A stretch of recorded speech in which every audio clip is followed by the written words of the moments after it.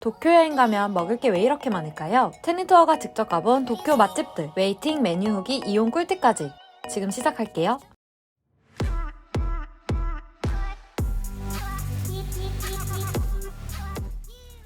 여러분, 몬자야끼 드셔보셨나요? 도쿄는 오코노미야끼와 비슷하면서도 조금 다른 몬자야끼가 유명하다고 하더라고요. 그래서 몬자야끼 맛집을 찾다 시부야 쿠우야에 방문했답니다. 시부야 스크램블 교차로에서 멀지 않은 위치에 있어 시부야 관광을 하다가 저녁으로 먹으러 오면 딱인데요. 저는 저녁 시간이 시작될 때쯤 도착해서 웨이팅은 하지 않았지만 먹고 나갈 때쯤에는 바깥에 있는 웨이팅 좌석에 사람들이 많더라고요. 날씨가 춥거나 더우면 밖에 앉아서 기다리기 힘들 수 있으니 미리 예약을 하거나 식사 시간을 살짝 피해서 방문하는 것을 추천할게요. 안쪽 자리로 안내받아 들어오자 모든 테이블마다 철판이 준비되어 있네요. 테이블 간격이 좁은 편이라 더 북적북적하게 느껴지는 시부야 쿠우야 매장입니다. 1인 1메뉴라 몬자야끼만 먹을 수는 없고 2인 방문 시 대부분 몬자야끼에 오코노미야끼나 야끼소바를 추가해서 먹는 듯 했어요. 야끼소바가 많이 짜다는 후기를 봐서 몬자야끼와 오코노미야끼 주문해봤어요. 도쿄 몬자야끼를 먹는데 필수라는 미니 뒤집개 너무 귀엽죠? 사와는 메뉴판에서 안 보여서 직접 주문했는데요. 일본의 하이볼은 우리나라와 달리 위스키 탄산수 조합이라 단맛이 전혀 없어 일본 하이볼을 먹고 놀랄 수 있답니다. 달달한 술을 원한다면 사와를 주문하세요. 자리세를 받는 대신에 에피타이저로 버터를 넣은 계란말이를 만들어줍니다. 하지만 제 계란말이는 직원이 불 조절을 잘 못한 건지 스크램블 에그가 돼서 조금 아쉬웠어요. 직원분도 뒤집다가 당황하시더라고요. 계란말이를 먹고 기다리면 주문한 몬자야끼 재료를 직원이 가져와서 직접 철판에서 만들어줍니다. 직접 만들어 먹어야 하는 가게도 있는데 어떻게 만들어 먹는지 잘 모르기 때문에 직원이 직접 만들어주는 몬자야끼 집을 찾아가야 한답니다. 양배추를 난도질한 다음 몬자야끼 반죽을 가운데에 붓고요. 잠시 익을 때까지 기다립니다. 기다리다 보면 다시 직원이 와서 가장자리에 있는 명란과 무찌를 가운데로 합쳐서 몬자야끼를 완성해줍니다. 분명 완성됐지만 뭔가 덜 익은 듯한 비주얼의 몬자야끼. 찾아보니 바로 먹어도 된다고 하네요. 미니 뒤집개를 이용해 긁어서 먹으면 됩니다. 몬자야끼는 너무 기대했던 건지 사실 엄청 맛있진 않았어요. 짜고 묽은 덜 익은 밀가루 반죽에 양배추가 살짝 씹히는 맛? 뭔가 독특하긴 한데요. 몬자야끼가 유명한 이유를 납득하기는 어렵더라고요. 뭔가 덜 익힌 비주얼이 자꾸 마음에 걸려서 결국 전 철판에 더 눌러붙게 기다렸다가 먹었습니다. 한국에서 볶음밥 눌러먹는 느낌 아시죠? 그나마 더 맛있게 먹었어요. 하지만 뭔가 꾸덕꾸덕하고 질퍽한 식감이 낯설어서 그런지 끝까지 즐기지는 못했답니다. 다음 메뉴인 오코노미야끼인데요. 몬자야끼와 마찬가지로 자리로 와서 열심히 만들어줍니다. 철판 요리들은 보는 재미가 있어요. 근데 손님이 워낙 많고 직원과 테이블이 1대1 담당이 될 수 없어 중간중간 기다리는 시간이 살짝 길더라고요. 다음 메뉴 준비를 너무 안 해준다 싶으면 직원을 불러서 말해야 해요. 엄청 두툼한 오코노미야끼. 뒤집은 채로 어느 정도 익으면 다시 직원이 와서 소스를 발라주고 가스오부시 가루를 뿌려줍니다. 철판에서 바로 만들어서 먹는 쿠우야 오코노미야끼 완성. 역시 왜 한국에서 몬자야끼보다 오코노미야끼가 더 유명한지 알 수 있는 맛이었어요. 익숙한 그 맛인데 계속 들어가는 오코노미야끼 맛. 가스오부시가 가루 형태라서 살짝 아쉽긴 했지만 몬자야끼보다는 오코노미야끼를 더 맛있게 먹었답니다. 유명한 몬자야끼가 정말 궁금해서 찾아간 쿠우야. 그런데 묽고 걸쭉한 식감이 저와는 맞지 않아서 굳이 또 먹고 싶은 메뉴는 아니었어요. 오코노미야끼가 더 익숙하고 맛있었답니다. 하지만 몬자야끼가 도쿄에서 제법 유명하니까 쿠우야에 방문해 몬자야끼 한번 즐겨보세요. 일본 여행에서 한 번은 꼭 들어보는 이곳, 여전히 맛있는 규카츠를 파는 모토무라 규카츠 소개해볼게요. 처음 방문한 곳은 모토무라 규카츠 시부야 본점.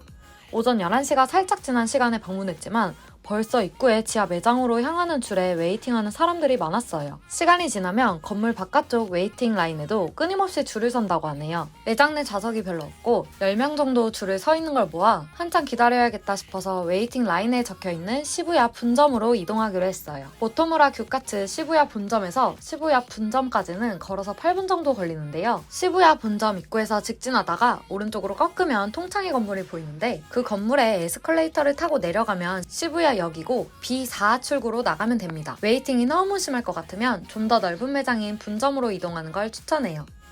모토무라 규카츠 시부야 분점 도착! 분점도 비슷한 인원으로 웨이팅이 있었으나 그나마 테이블 회전이 빠르다고 하네요. 약 40분의 웨이팅을 끝낸 후 자리를 안내받았는데요. 주방이랑 마주보는 닷지 좌석에 앉았어요. 제일 안쪽에는 여러 명이 오면 앉을 수 있는 테이블석도 몇 개 있더라고요. 한 사람당 좌석 공간은 좁은 편이나 따로 짐을 둘 수 있는 바구니를 이용하거나 옷걸이가 있어 외투를 걸어놓으면 그리 좁지는 않더라고요. 좌석 앞에는 규카츠 하면 생각나는 미니 화로가 기본으로 놓여 있어요. 각종 소스, 밥, 샐러드, 밑반찬, 명란젓, 된장국, 모찌 디저트가 포함된 규카츠 정식을 판매하고 있어 단일 메뉴라고 할 수 있고 한글이 적혀 있어 어렵지 않게 메뉴를 볼 수 있답니다. 사실 메뉴는 매장 밖에서도 볼 수 있고 직원이 순서대로 먼저 주문을 받아가기 때문에 자리에 앉아서 그렇게 긴 시간을 기다리지는 않아요. 규카츠 2장 기본 정식과 규카츠 1장 음료 포함 정식으로 주문했습니다. 음료 정식에 포함된 콜라가 먼저 나오고 규카츠를 순서대로 올려줍니다. 미니 화로에 규카츠를 올려서 취향에 맞는 정도로 직접 익혀서 먹으면 됩니다. 미니 화로에 하나씩 익혀서 먹으면 겉은 바삭하고 속은 촉촉한 규카츠를 즐길 수 있답니다. 규카츠 익히는 소리는 무조건 들어줘야죠. 영상 다시 보는데 또 먹고 싶네요. 규카츠는 간이 조금 세게 되어 있어서 짭짤한 편이라 와사비만 얹어 먹어도 딱 맞는 간의 규카츠를 먹을 수 있었어요. 그리고 소스가 많아 여러 조합으로 먹을 수 있어 느끼한 순간에 질리지 않더라고요. 저는 잘 익힌 규카츠를 명란젓이나 와사비, 양배추 샐러드를 올려서 먹는 것이 가장 맛있더라고요. 직접 먹어보니 양이 많은 사람은 한 장으로는 부족하고 한 장 반 이상 주문해야겠네요. 마지막으로 모찌 디저트를 먹으면 모토무라 규카츠에서의 식사는 끝이 납니다. 여전히 많은 사람들이 방문하는 모토무라 규카츠. 그렇지만 겉바속촉의 규카츠는 일본 여행에서 뺄 수 없는 메뉴이기 때문에 오픈 시간에 맞춰서 서둘러 방문하는 것을 추천할게요. 일본 여행하면 꼭 방문하게 되는 이치란 라멘.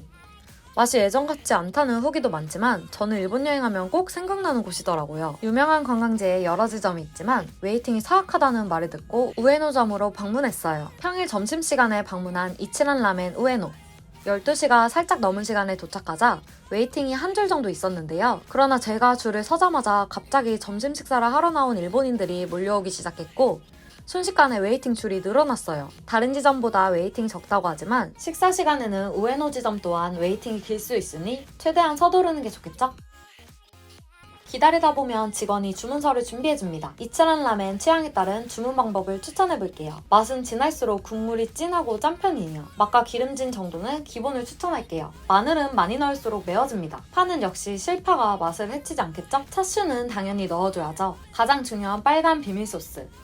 살짝 매콤한 맛 2배, 얼큰한 맛 4배 기억하세요. 면의 익힘 정도는 기본은 꼬들한 면, 부드러움은 푹 익힌 면이랍니다. 취향에 맞게 주문서를 작성했나요? 드디어 안쪽으로 들어오면 키오스크가 있고 키오스크로 주문을 마치면 직원이 자리를 안내해줍니다.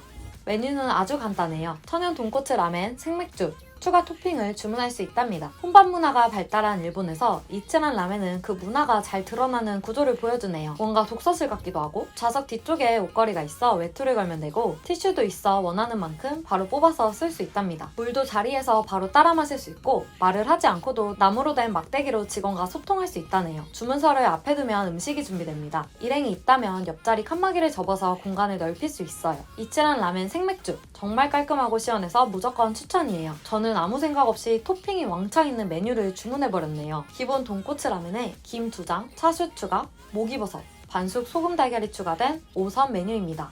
세트가 아닌 단품 라멘과 토핑 가격 보여드릴게요. 세트로 주문하면 200원 정도 아낄 수 있네요.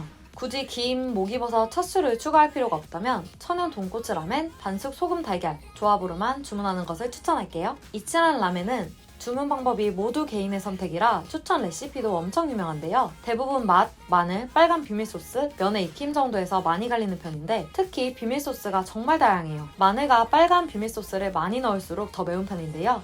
비밀소스 10배를 넣어도 안 맵고 마늘 개수에 따라 더 매워진다는 말도 많더라고요. 저는 비밀소스 4배와 마늘 1개의 매운 조합으로 조금 얼큰한 맛으로 먹게 됐어요. 매운 음식을 잘 먹는 편이라 신라면 느낌 정도라고 느꼈고 한국인들이 좋아할 매운맛이라고 생각했어요. 살짝 얼큰한 국물을 즐긴다면 비밀소스 4배 추천! 빨간 비밀소스를 2배로 줄이니 평범한 돈코츠 라멘 맛이 됐어요. 매운맛이 없다고는 할 수 없지만 한국인의 대부분에게는 그냥 평범한 살짝 매콤한 국물이라고 느낄 수 있어요. 그런데 진한 맛의 선택하자 국물이 더 진해지면서 좀 많이 짜더라고요. 기본 국물도 조금 짠 편이라 굳이 진한 맛을 선택하지 않아도 될 것 같아요. 개인의 취향에 따라 각양각색이지만 얼큰한 맛이 그리운 한국인들은 무조건 비밀소스 4배 이상 하시는 걸 추천합니다. 먹다가 토핑도 함께 먹으면 풍미가 더 좋은데요. 특히 김을 넣어 먹으면 더 고소해져서 다음에도 추가하고 싶은 토핑이었어요. 도쿄 이치란 라멘 우에노는 다른 지점보다 웨이팅이 적은 편이고 공항으로 가는 철도가 있는 우에노역에 위치해 마지막 코스로 이치란 라멘을 즐기기 좋은 곳이었어요. 얼큰한 맛을 즐길 분들은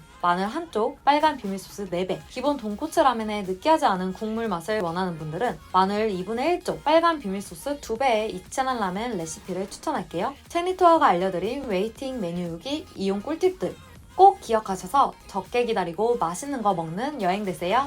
오늘 체니투어는 여기까지입니다. 다음 체니투어도 함께 하실 거죠?